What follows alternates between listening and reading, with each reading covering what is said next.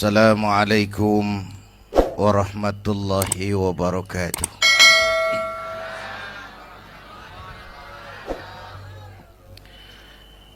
Alhamdulillahi wa kafa. Wassalatu wassalamu ala sayyidina Muhammadinil Mustafa wa ala alihi wa ashabihi ahli sidqi wal wafa, amma ba'du. Para ulama, hadirin hadirat yang saya cintai, alhamdulillah malam ini kita sudah banyak mendapat mutiara-mutiara yang sangat berharga yang baru saja disampaikan oleh Bang Haji Roma Irama. Saya yakin besar manfaatnya buat kita semua. Mudah-mudahan apa yang kita dengarkan bisa kita amalkan. Saudara-saudara, sekarang ini banyak orang bisa memberi contoh, tapi sedikit orang bisa menjadi contoh. Ngasih contoh mah gampang, jadi contoh susah. Karena beliau manusia. Laqad ja'akum rasulun min anfusikum. Kalau kambing disuruh nyontoh ayam, yang nyuruh nyontoh kagak punya pikiran. Ya, kagak level. Kambing mah nyontohnya kambing, kebo nyontohnya orang, nyontohnya orang. Makanya Nabi kita orang, bukan malaikat, bukan jin, bukan dewa, manusia. Kalau manusia disuruh nyontoh manusia, itu perintah masuk akal, predispositionnya sama. Kalau disuruh nyontoh malaikat mah ribet kan. Malaikat bagaimana nyontohnya, dia mah tidur kagak, makan kagak, sama duit budeg, sama perempuan kagak open, lah susah nyontohnya. Ya, Superman tuh biar hebat nggak bisa dicontoh Superman, bagaimana terbangnya, lagian pakai celana dalam di luar ban, nggak bisa dicontoh Superman mah. Nabi kita manusia utuh, cuman sungguh pun manusia, kualitasnya beda. Ini namanya basyarun la kal basyari.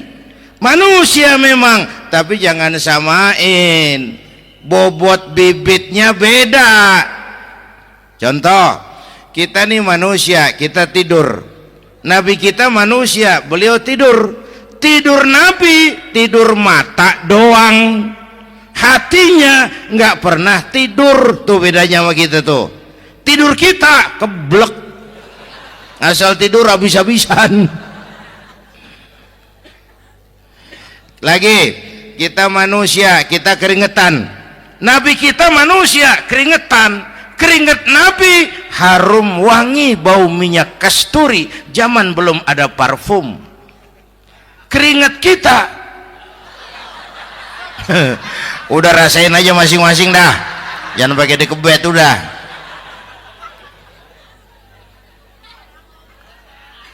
Contoh lagi, kita nih manusia nih, kita beludah nggak? Nabi kita manusia, beliau juga beludah. Ludah Nabi obat, ludah Nabi.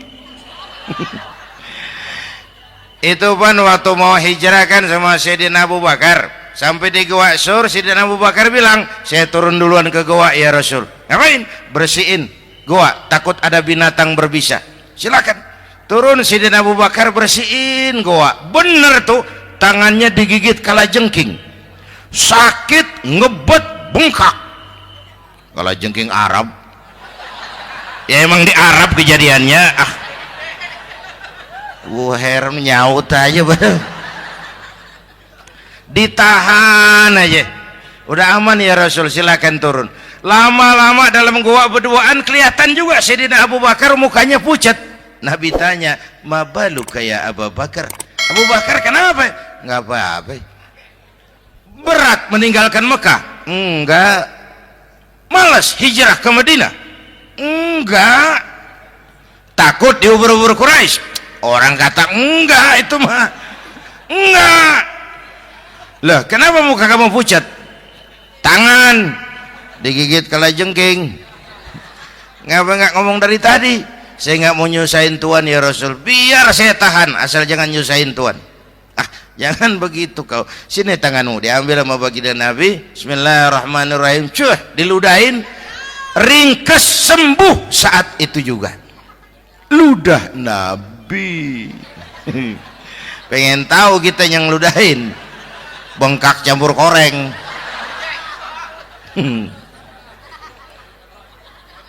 Satu tuh alasannya kenapa Nabi dijadikan contoh, karena manusia. Kalau manusia disuruh nyontoh manusia pasti bisa dong ya.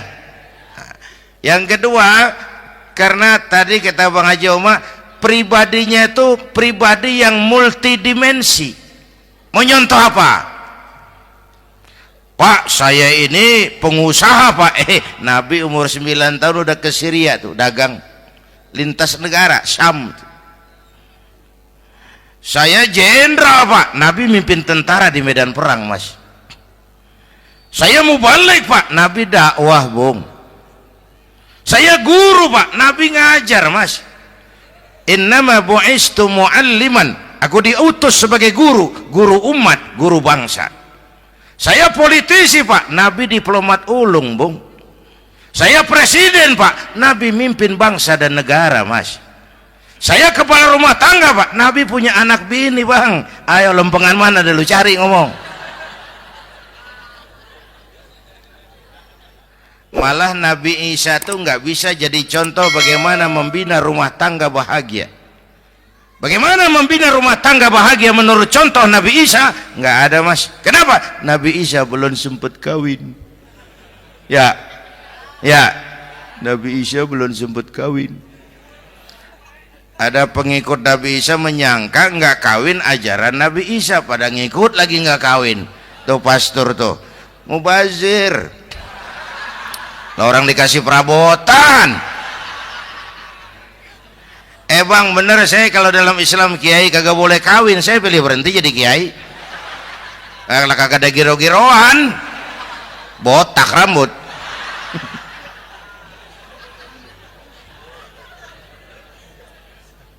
Makanya Bang Haji Oma cerita poligami saya girang banget tadi. Bukan yang ngomong ahlinya soalnya.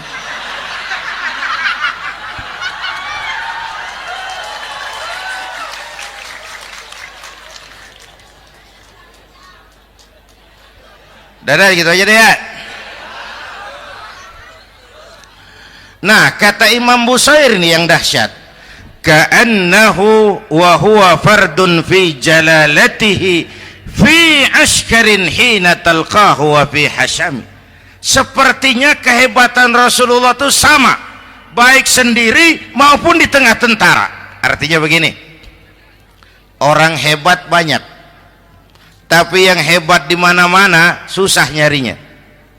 Baginda Rasul ini lagi duduk hebat, lagi jalan hebat, ada di pasar hebat, lagi di masjid hebat, di medan perang hebat, di depan anak-anak hebat, di mata musuhnya hebat, di depan sahabatnya hebat, di mata istrinya hebat, di mana-mana hebat. Lah susah jadi orang begini Bang ya. Kita mah hebat juga setempat. Di kantor hebat, sekantor orang diomelin di kantor. Pulang ke rumah dikeplak sama bininya diem aja. Ini di depan bininya dia kagak hebat dia mah.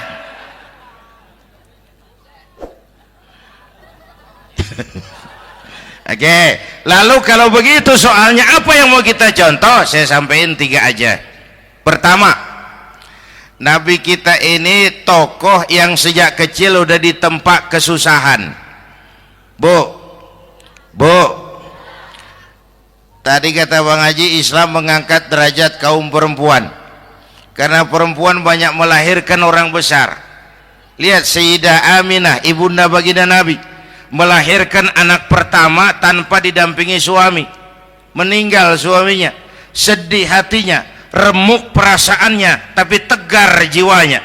Dilahirkannya bayi bernama Muhammad, diasuhnya penuh kasih sayang, diantarnya menjadi orang besar dan memang dibesarkan oleh Allah. Itu contoh tuh Bu. Bilangin anak-anak tong, bocah Nabi ngangon kambing tong, sekolah tong, jadi orang gede. Baba lu tibang tamat SD, lu sarjana lu. Baba lu cuman jadi RT, lu jadi camat lu. Biarin malu baba lu, pala jadi kaki, kaki jadi pala, asal lu terus sekolah. Bu, anak sekolahin, gelang doang digedein lu. Nih kan kita Betawi no, pendidikan ngentengin banget kotan. Udah dong, jangan tinggi-tinggi sekolah udah. Ngapa mak? Baba lu kagak sekolah hidup no. Hidup dong, pun jamu monyet juga hidup. Bu, anak sekolahin.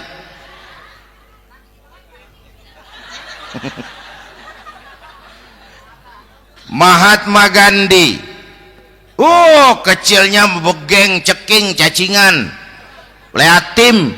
Emaknya tuh, Gandhi sekolah nak, Gandhi belajar nak, Gandhi jadi orang besar nak. Kalau perlu belajar ke Inggris, biar Inggris menjajah kita. Gak apa-apa kau sekolah ke Inggris, tapi jangan jadi Inggris nak. Jangan pacaran sama bule, jangan sentuh minuman keras. Gandhi jadi orang besar. Mahatma Gandhi tumbuh karena dorongan emak. Mak, udah yatim. James Watt, Kang Bandrek. Emaknya tuh yang dorong tuh jadi orang besar.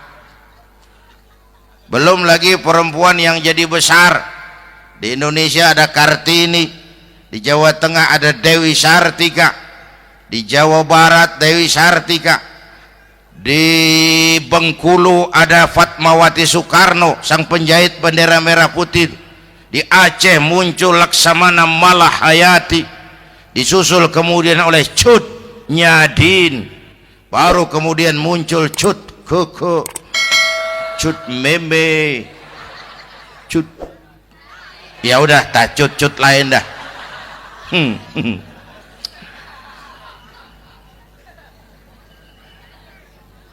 Nabi ke remajanya nggak dikolokin, tegar, tahan bantingan, nggak cengeng. Begini bang, kalau bahasa kita nih, bahasa Betawi nih, orang mah bang kalau udah biasa susah ketemu susah nggak kaget udah. Ya kita Betawi kan masuk udah nukangin. Susah mulu.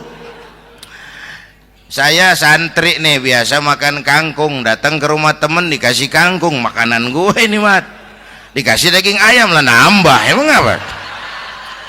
Orang mah kalau biasa susah enak nggak kagetan.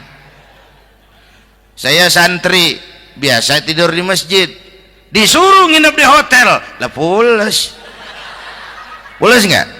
Tapi yang biasa tidur di hotel suruh nginep di masjid encok. Makanya kemarin tuh waktu menteri-menteri baru dilantik tuh saya ngarepin tuh, mudah-mudahan nih menteri ini begitu dilantik bacaannya nawaitu sauma godin. Lu pada niat puasa dulu dah, entaran. Puasa kan bukan kagak boleh, nunda doang, nunda puasa mah. Tempe boleh maghrib, tahu boleh maghrib, air kelapa boleh maghrib. Lu menteri pada mau naik mobil mewah boleh, ntar kalau ekonomi udah mendingan, rakyat udah pada legaan napasnya. Ya sebab apa? Itu duit buat mobil para menteri kan duit negara kan duit rakyat. Duit rakyat kan duit gue juga, itu ada di situ. Gue bayar pajak. Sayangnya kebanyakan pejabat kita asal dilantik aja bacaannya Allahumma lakasumtu, niat buka puasa. Orang buka puasa kan kemaruk, apa jadi gares? Ya. Bu, bu, jadi benar Islam mengangkat harkat, derajat, martabat kaum perempuan. Kata Bang Haji Umar tadi, dengar nggak tuh? Waktu Nabi ditanya, ya Rasul, siapa yang paling harus saya taati di dunia? Ibumu. Setelah itu, ibumu. Setelah itu, ibumu. Setelah itu, bapakmu. Ibu 3 kali disebut, bapak. Coba pikirin, ibu 3, bapak 1. 1 bapak. Ini bagaimana ngitungnya, jadi kerok begini nih ngitung nih.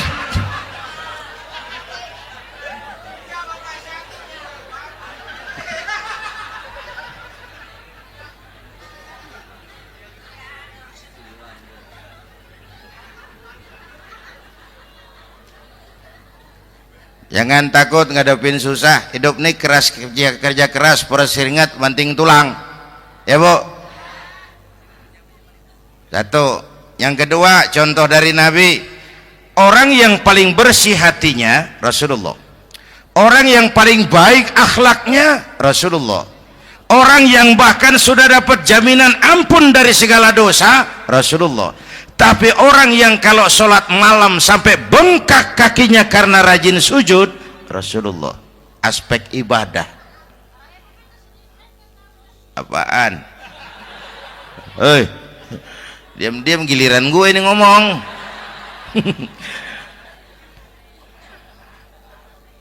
Lo ngomong lagi udah gue pulang. Canda neng. Udah gantian ya. Ya. Apaan urusan?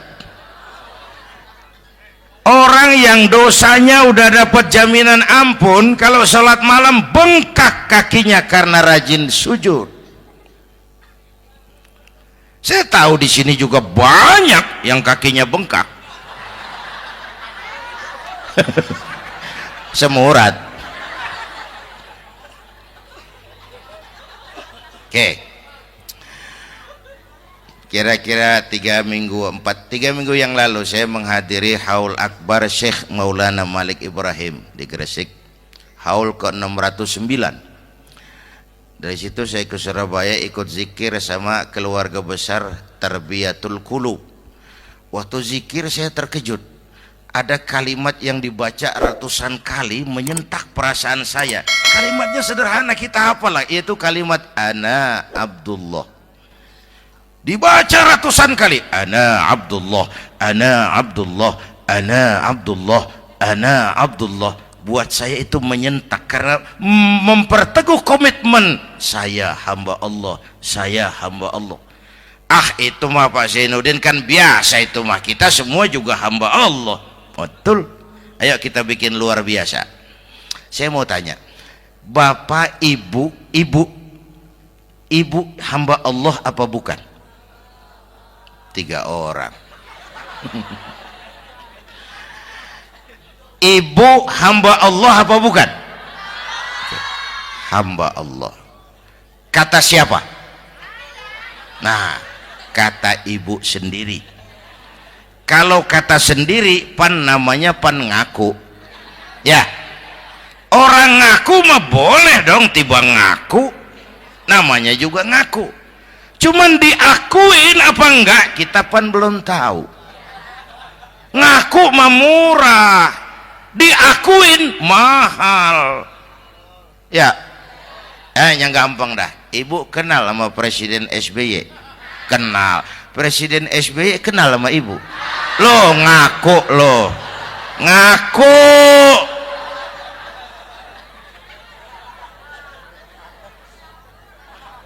Saya hamba Allah, kata saya. Berapa banyak orang mulutnya hamba Allah, perbuatannya menyatakan dia hamba dunia, hamba harta, hamba jabatan, hamba setan, budak nafsu. Nggak sesuai ucapan sama perbuatan. Yuk jadi hamba Allah yang beneran. Jangan separuh-separuh, kita mapan asal sakit mah hamba Allah. Ya Allah, lagi sakit, sehat ya dikit, keder, nyari masjid nggak ketemu.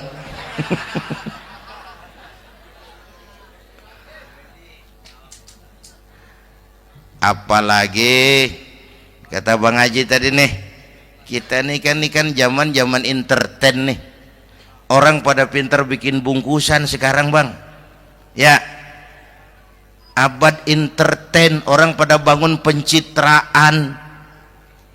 Tadi itu kiai sama dukun tipis bedanya. Dukun pada pasang iklan sekarang, ketik reg. Waduh, sampean lahir hari Selasa, nggak cocok di air, ono di hutan sono, larang udah dagang es jadi berhenti, nggak cocok di air.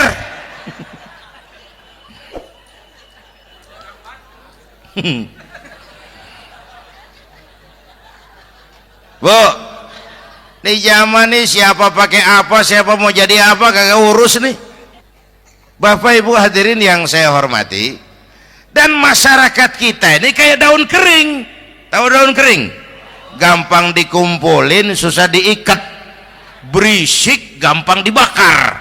Tuh daun kering. Penyakitnya kutil, kurang teliti, cepat heran, gampang kagum. Cepat heran, gampang kagum. Dulu ada tuh satu hari tabrakan di jalan kenceng, buah, korban jatuh belepotan darah, dikerubungin orang banyak.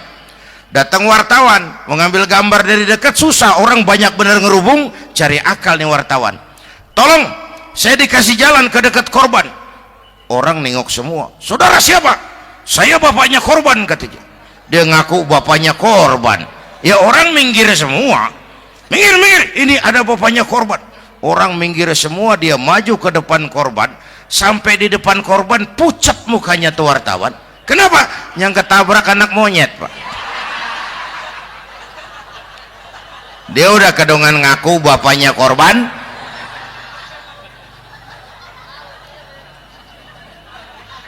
Bu, ini cerita pendek tapi pesannya lumayan nih. Kalau belum kenal bener mah jangan buru-buru ngakuin, ya. Dia kagak tahu yang ketabrak siapa, main ngakuin aja, saya bapaknya korban. Lu makan lu jadi bapak monyet, sono lu. Makanya jagain kampung kita nih, jangan kemasukan yang aneh-aneh, ya. Nabi palsu, aliran aneh, ya ini bid'ah, itu bid'ah kuno, yang kayak begitu. Capek kita ngurusin begitu, udah kelewatan, ya.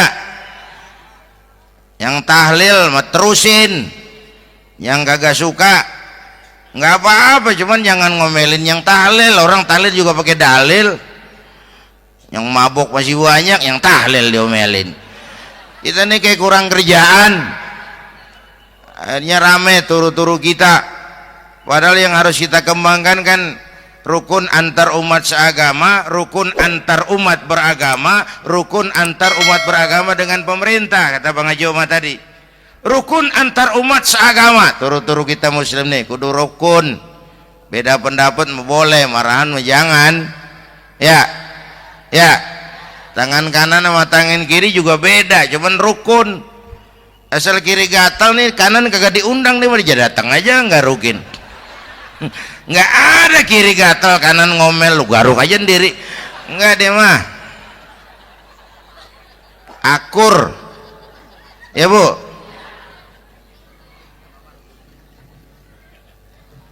Yang kedua, rukun antar umat beragama.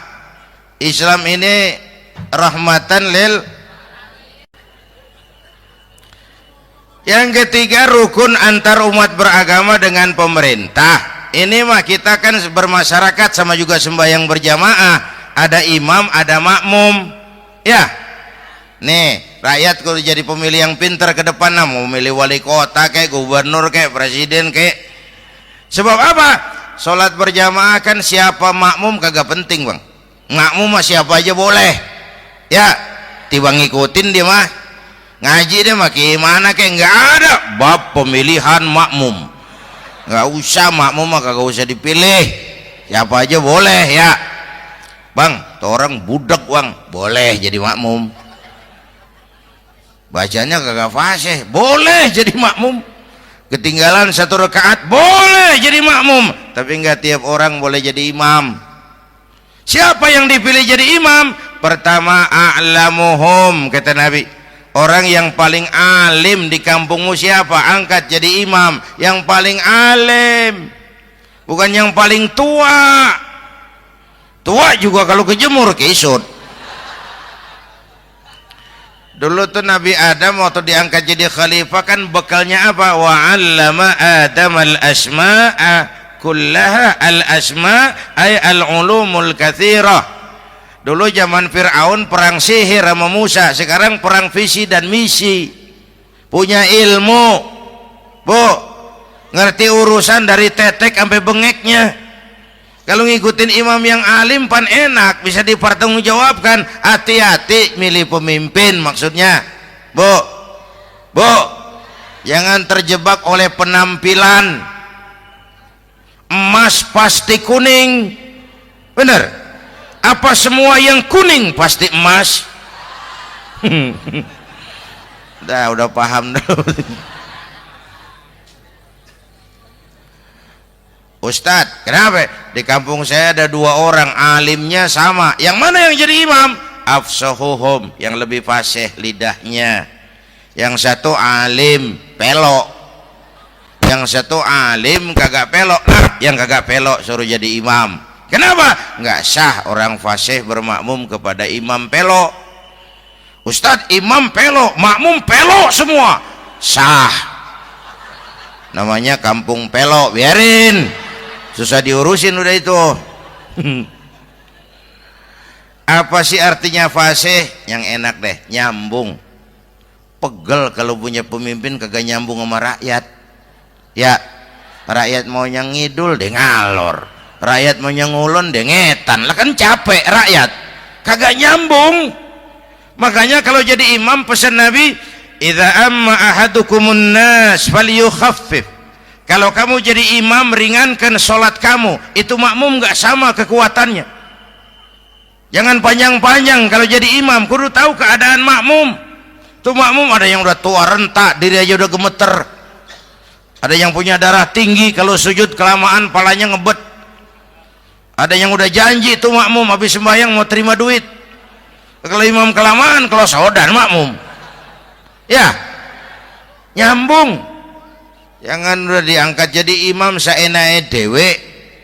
Salat Isya berjamaah, rakaat pertama selesai Fatihah Yasin. Makmum ikut mengikut, cuman bari ngancem. Besok gua tawiatin balik lagi udah. Kagak nyambung. Kalau nggak nyambung tuh capek, bu.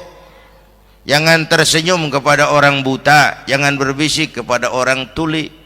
Kagak nyambung. Orang buta diajak senyum, bagus sih maksudnya, cuman kan rada mubazir. Orang kagak paham. Cari pemimpin yang nyambung. Kalau memang masyarakatnya suka tahlil, cari pemimpin yang suka tahlil. Rakyatnya suka maulid, cari pemimpin yang suka maulid supaya nyambung, kagak pegel kita.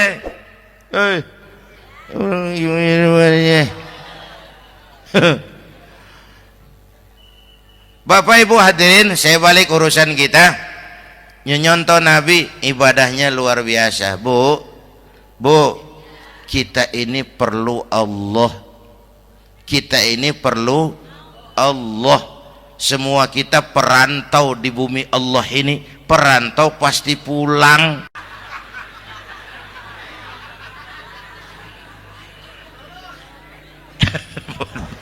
Bolot.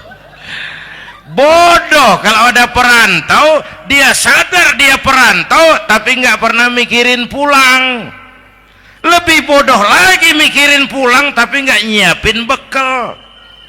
Kan tadi Bang Haji Omah udah bilang tuh, muda mati. Ya, kadang-kadang engkongnya seger banget, cucunya mati. Ya,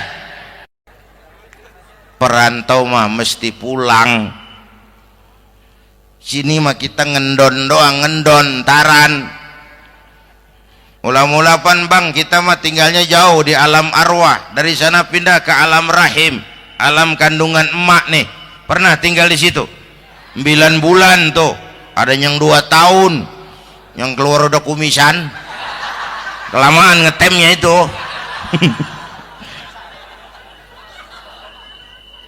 Dari sisi ini mau pantas ibumu, bapakmu, karena alam rahim fisik dan psikis emak lebih capek dari kita bapak. Kita mah orang laki mah, kita mah pan investor gitu mah, nanam modal doang. Yang ngolah pabrik kan emak tuh, ya mak. Pabrik. Anak-anakku remaja, pemuda yang hadir, masya Allah, emakmu, emakku, emak kita semua nih, dari mulai ngidamin kita udah kita seksa nih mana.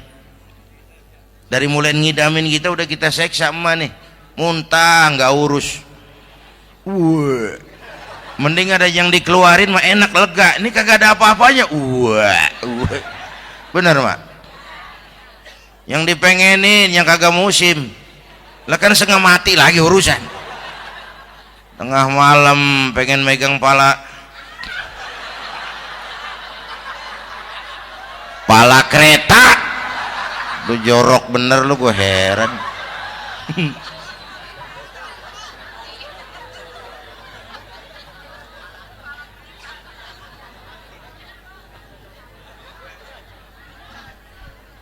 Bapak Ibu hadirin, yang ketiga terakhir, contoh dari baginda Nabi, modal utama perjuangannya adalah akhlak. Memperbaiki akhlak, pakai akhlak. Rasulullah ngajak, bukan ngejek. Rasulullah merangkul, bukan mukul.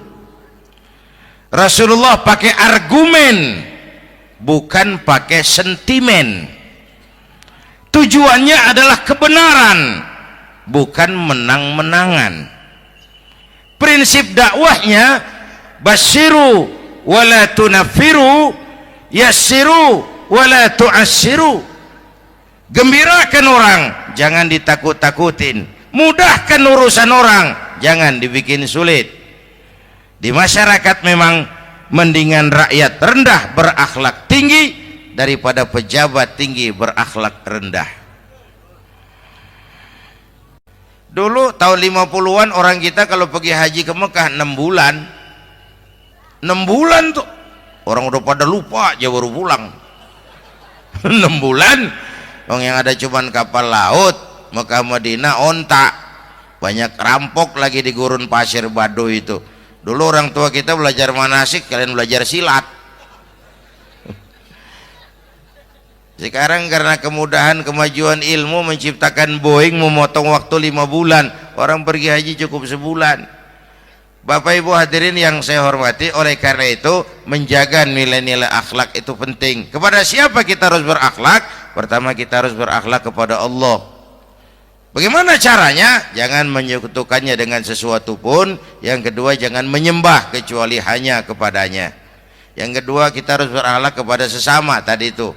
Yang ketiga, kepada lingkungan. Saya dulu masih zaman ada almarhum kakek saya, engkong. Kampung saya banjir, air masuk ke rumah. Saya teriak, "Kong, banjir Kong!" Engkong saya ketawa, "Biarin, bukan salah air." "Habis salah lo." "Salah kita bagaimana Kong?" "Lah lo tempat air lo tempatin. Yang punya tempat datang ya kagak ngerti, ini tempat gua, ini di sini nggak pada lo, lah banjir." Engkong saya nggak makan bangku sekolahan, tapi wise Pak. Air kan bukan musuh, air kan teman, teman kan kudu punya tempat. Lalu kagak punya tempat, pantas kemana ide ngayap, banjir. Ya, dulu saya remaja ngaji babul istinja, kiai ngajar makruh buang air kecil di tanah berlubang. Saya tanya, kenapa makruh kiai? Pertama, untuk alasan kesehatan. Siapa tahu di lubang yang kamu kencingi ada gas beracun.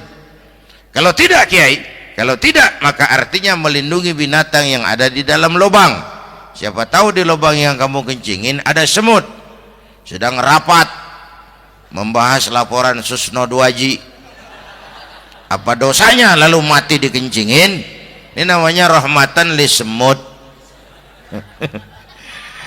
Saya mau bilang alam sekarang tidak seramah dulu karena kita juga nggak ramah sama alam. Bapak Ibu hadirin yang saya hormati, padahal watak Islam rahmatan lil